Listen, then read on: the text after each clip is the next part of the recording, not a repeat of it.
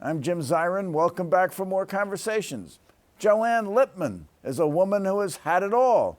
The mother of 2 children, the loving wife of an entertainment lawyer.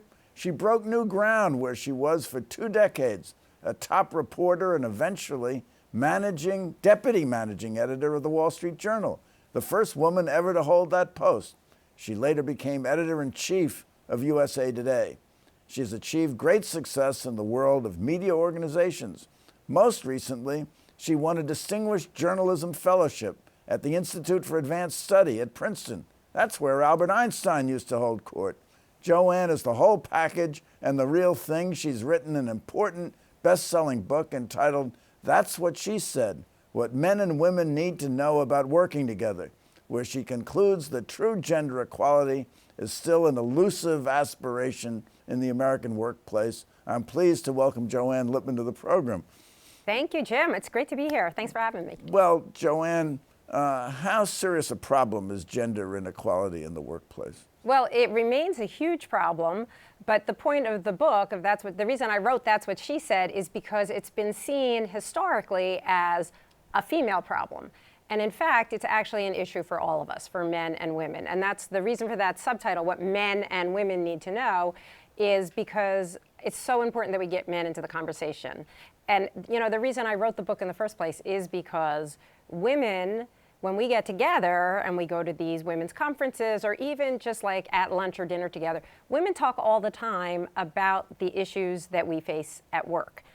I'm not talking so much about the sexual abuse, the real extremes, but I'm talking about these everyday indignities of being marginalized, talked over, interrupted, ignored, not taken as seriously as the guy sitting right next to us. But I came to realize that women talking to each other, it feels good, but it's half a conversation, and it only gets us to half a solution. And we really do need men to join us. And you're really placing the onus for the solution on the less empowered gender. Exactly.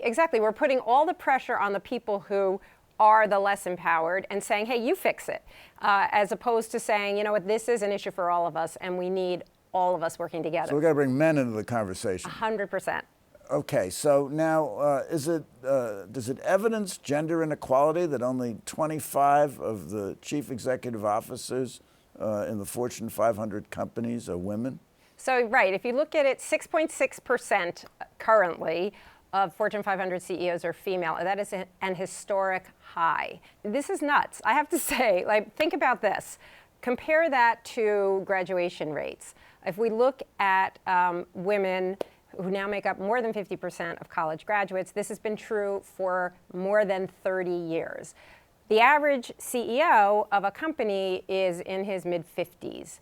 So in other words, this entire period of time, women have made up the majority of college graduates, and yet they are really squeezed out as they go up the ladder. So yeah, there's a lot that goes into that, but a lot of it is women are being squeezed out at every level along the way.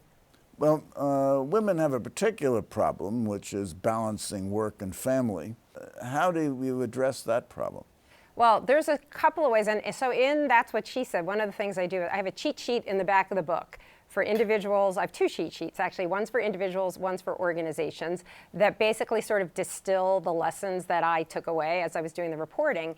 And quite a few have to do with this issue of child-rearing. First of all, I want to do away with a misperception, which is there is this thought that women become less ambitious and that they want to leave once they have kids.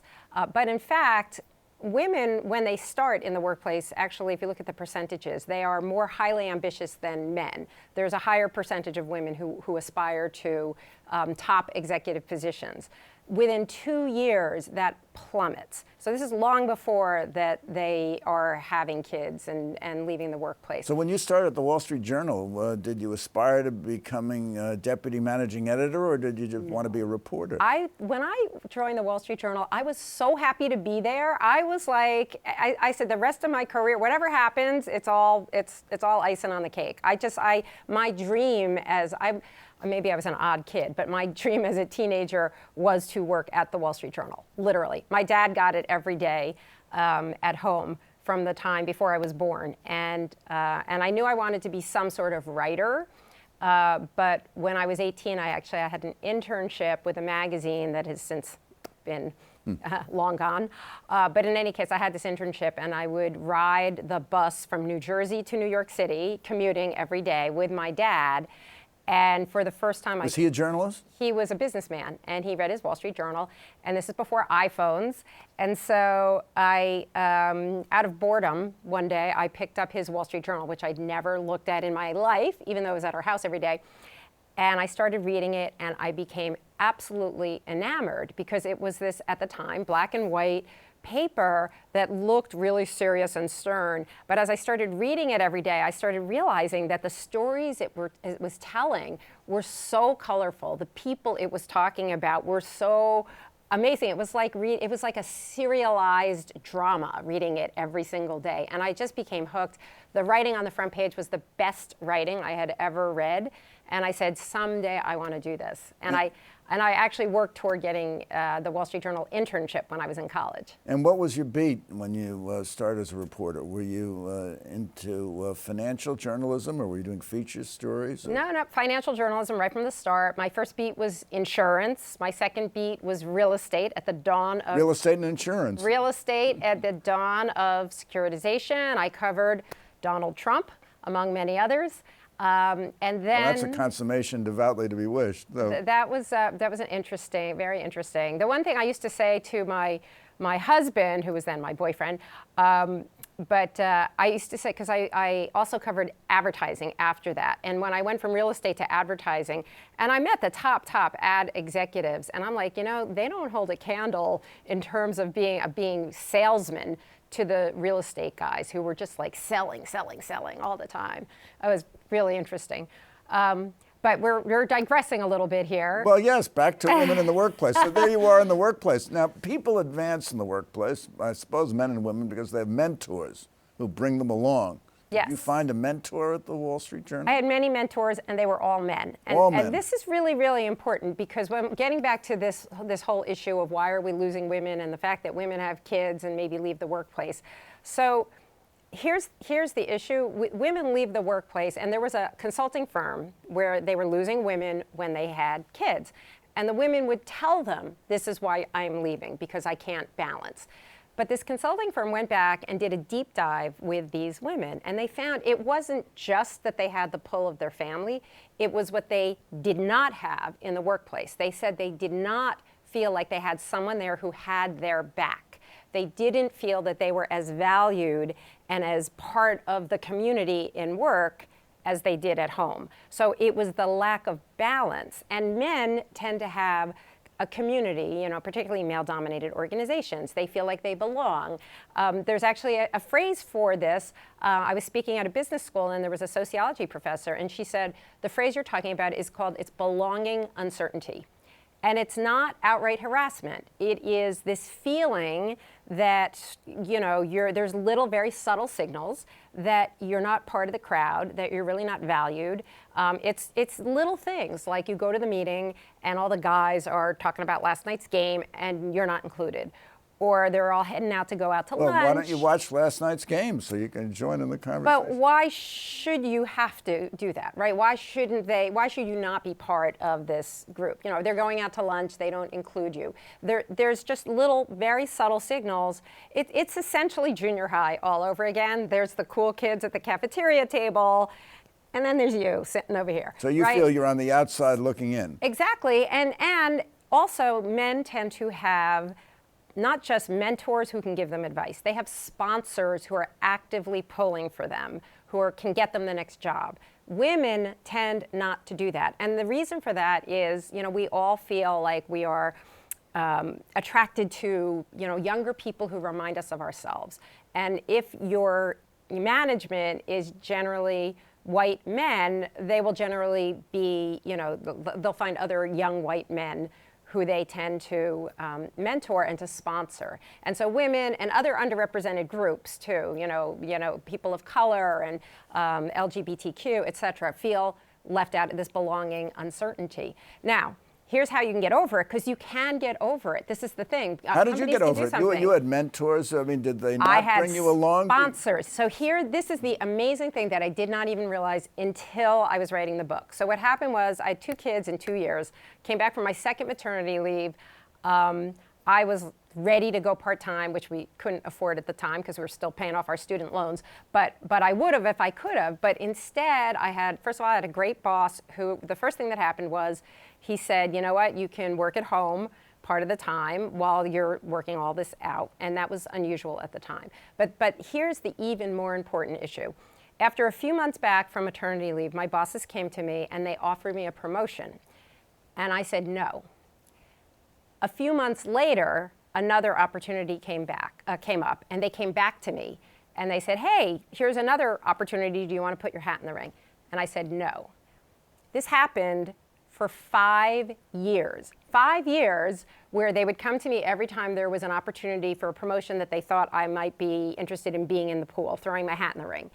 And for 5 years, I said no. And why'd you say no? Because of the balance of work and family. And I was in a great position at the time. I was a page 1 editor. I could manage my schedule. I wasn't on the 24/7 deadline. I could work at home in the mornings and then go into the office, at lunchtime. And I was able to just barely handle, work and family.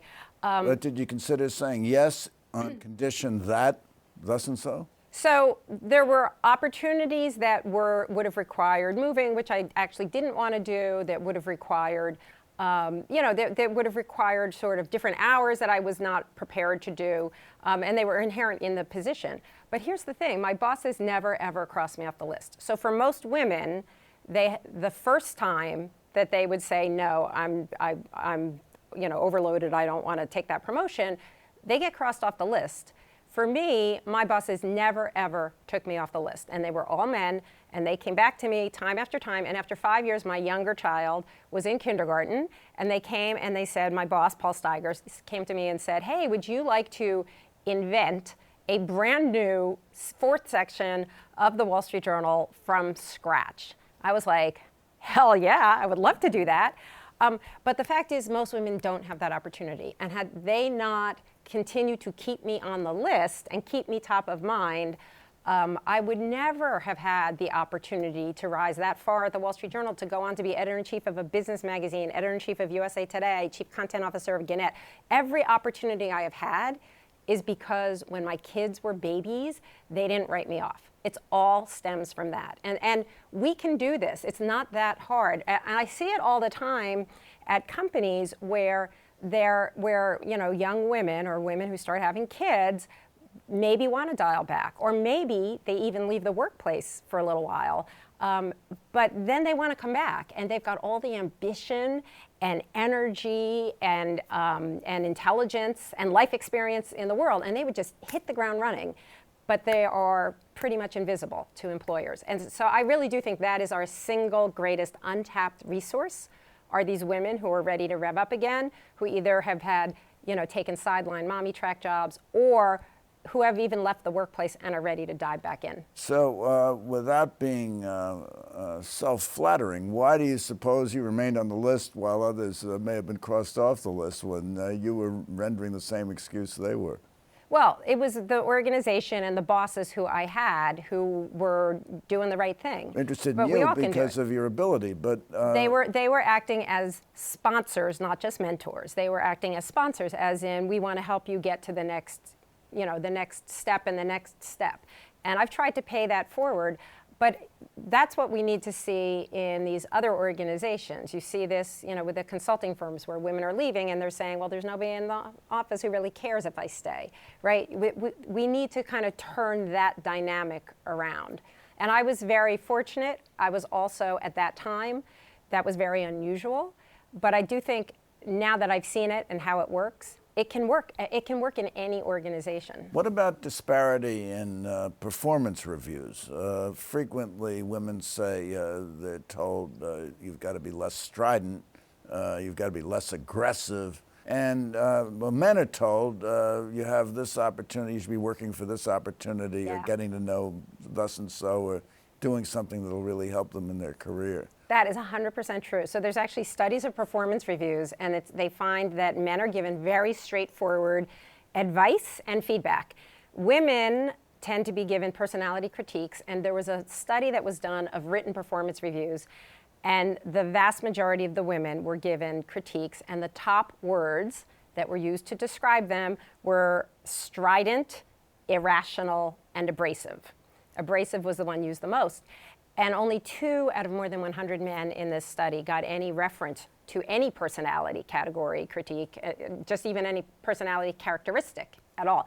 So we see that there's a difference, and part of it is that this is from male managers in particular, are often uncomfortable with how exactly to deal with women. There was a survey of male managers that found 79% of them said that they are afraid to give candid feedback to female subordinates. And that's a problem for the women because they need the candid feedback in order to succeed. But again, there's a way to work around that. There was one tech executive I spoke to, and he said he realized that he was treating his male and female subordinates differently. So he said, it's pretty simple. What he does is he writes out his performance reviews for every person before he even gives the first one. And then he just lines them up side by side, and he looks at his own language to make sure that he's giving the same sort of feedback to men and to women. Is there a difference in how men and women approach the workplace in terms of their appearance? I mean, the women probably spend a lot more time getting ready to go to work than men do. That is for sure. That was one of the most amazing stats I came across. So this is from Deborah Spar, who was the former president of Barnard. And she did this calculation that over the course of a woman's professional career, like 40 years or so, she will spend a total of almost 5 full years just getting ready for work, and which is just atrocious. But think about it, right? And hair, makeup, like all this stuff you guys don't have to worry about. That and it counts. It really counts. There's research that shows that women who wear makeup earn more than those who do not. That thin women out-earn heavy women. People of both genders who are good-looking earn more than their less genetically gifted peers. But for women, the grooming counts much more. And so there is this sort of additional burden. And then there's a variety of other ways. There's a lot of sort of, I guess the kids now call it emotional labor, that goes into into just sort of fitting into a workplace that truly was, we're still living in a workplace that was created by men for men. I mean, the modern workplace is still the one that was created in the wake of World War II, and it was a sort of a military hierarchical model, and it was made for men who had wives at home. And so women are constantly making these adjustments to fit into this world. We're told, you know, that I know of women, for example, who have taken voice lessons to lower the pitch of their voice so that they don't sound too girly. Less strident. No, so that they don't sound like girly, and because they feel like they're not taken seriously. What about sexuality? Are women worried about portraying or displaying their sexuality in the workplace? Well, I think that we've had many years where women kind of covered up. You know, if you think back to the 80s with the boxy suits and the string ties and women trying to basically adopt the uniform of men. And we've gotten over that, which I think is great. But I do think women are looking, particularly younger women, really feel like there really should not be a difference between their real self and their work self, right? I think that the way we all grew up is, you know, you're at home, like splayed out in your sweatpants, but when it's time for business, you kind of, you know, you pull yourself together and you have your business persona. They don't abide by that, right? There's a much more fluid sort of way of approaching the world. So I do think that, you know, we're seeing a real difference in how people are presenting, men and women are presenting themselves at work. Another phenomenon that kind of interested me as a lawyer is you have a discussion of what I call female interruptus, where when women are in a conference, they always get interrupted. And on the Supreme Court of the United States, the female justices are interrupted much more than the male justices. That's right. Northwestern University studied the Supreme Court. They found the female justices are interrupted 3 times more frequently than male justices. And there's been other research that finds similarly women interrupted 3 times more frequently.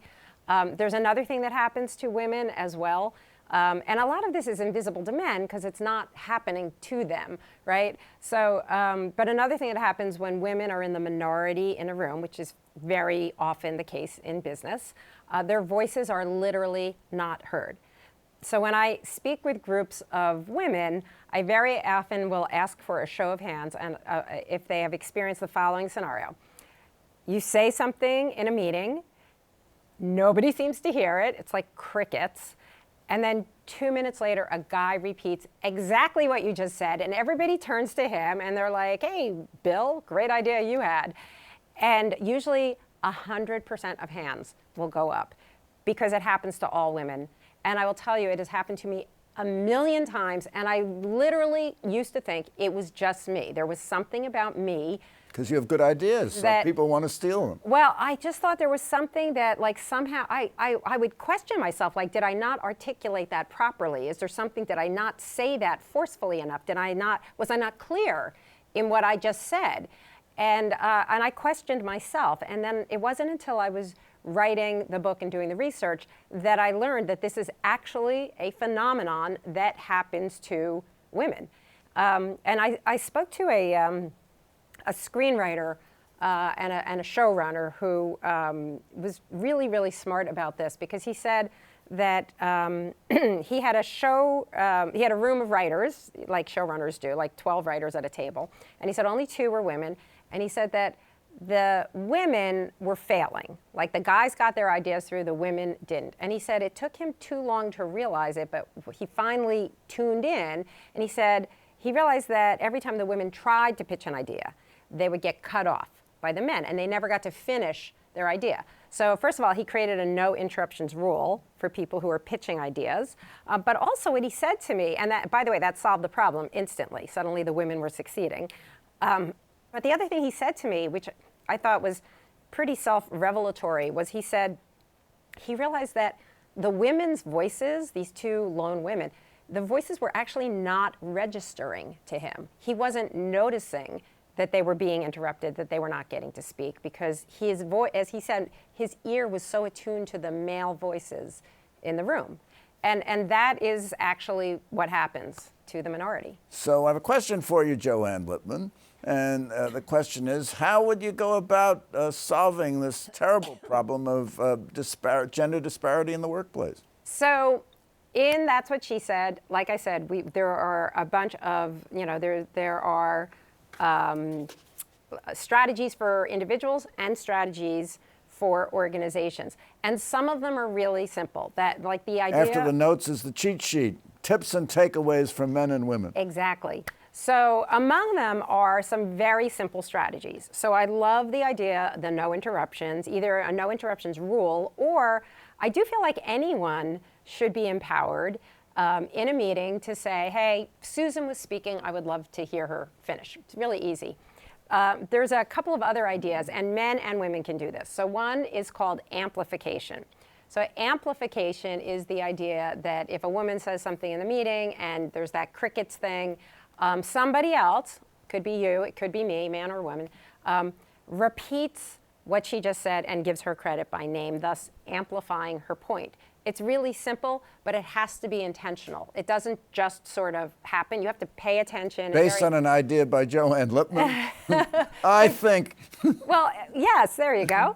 And then there's another very similar one. This came from women in a consulting firm. So the research shows us, they didn't know the research, but the research shows us that women are as good or better than men when it comes to advocating on behalf of other people. That goes down to this unconscious bias we all have. Women are helpmates, right? So we're actually better. When we have people reporting to us, we're really great advocates. We are worse than men at advocating on our own behalf. Again, because of the unconscious bias, women aren't supposed to be bragging about themselves. Men get rewarded for doing that. Women get penalized for doing that. Now, these women in a consulting firm, they didn't know that, but understanding that context, they saw what was going on, and they came up with this brag buddies. Brag buddies. So brag buddies is I tell you my awesome achievements, you tell me your awesome achievements, and then we both go to the bosses and brag about the other one. Now, women can be your brag buddy, but like in this case, a man can be your brag buddy too. There's a lot of conversation about like we need male allies, and I'm actually not a huge fan of this male allies word because it sounds like it's like something you have to sign on to and have to, like there's a charter to be an ally.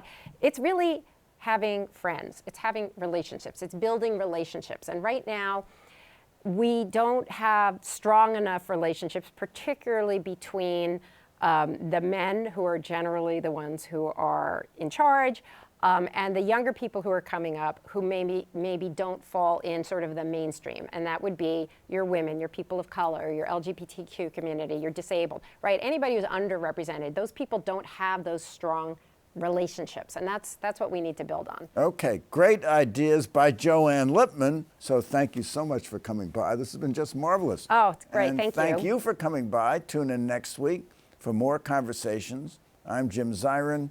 Take care and all the best.